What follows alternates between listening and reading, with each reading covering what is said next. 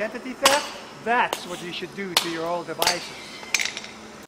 Robert Siciliano had a hunch valuable data lay dormant in the mountains of cell phones and computers that consumers discard every day.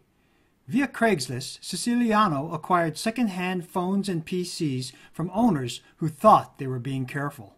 So while the people were doing what they thought they were supposed to do, we still found a tremendous amount of data.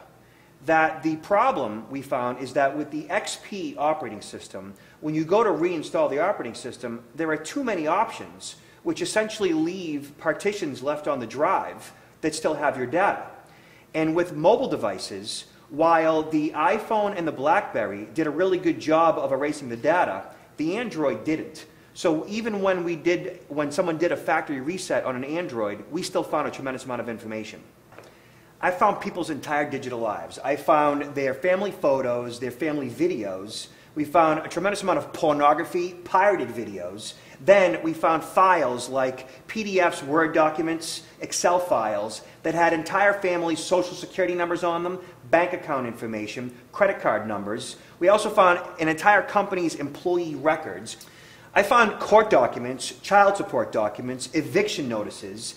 We found enough data to steal identities by opening up new accounts, taking over existing accounts, or even enough information to damage somebody's reputation. Did you find any notable patterns in certain brands or types?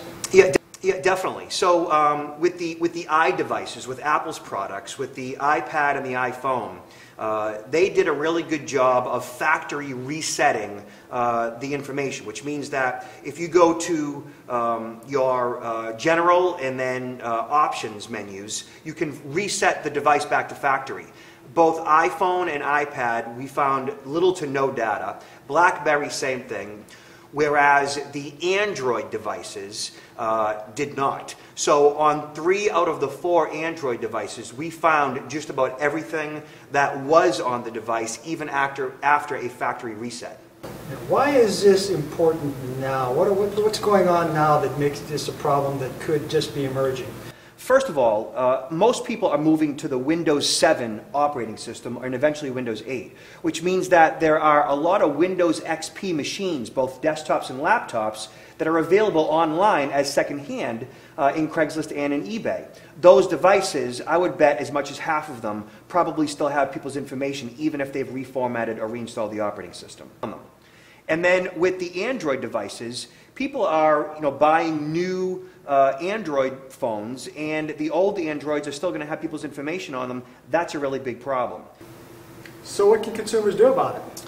When it comes to, say, a Windows XP or even a Windows 7 machine, you can go ahead and sell that thing, but you might want to reconsider that. If you're going to get 50 bucks for it, 75 bucks, you may be selling your identity. So I would consider not selling that machine. Maybe recycle the actual device, but keep the hard drive and destroy the hard drive. Meaning take that hard drive into your garage, put it into a vise, and drill a bunch of holes through it, and then hit it a bunch of times with a hammer. Really? Take your aggressions out on the hard drive? I would beat that thing to death. I would not sell a drive that had your information on it. And then with your mobile devices, you might go ahead and resell that BlackBerry, that iPhone, but with that Android, I'd beat that thing to death as well.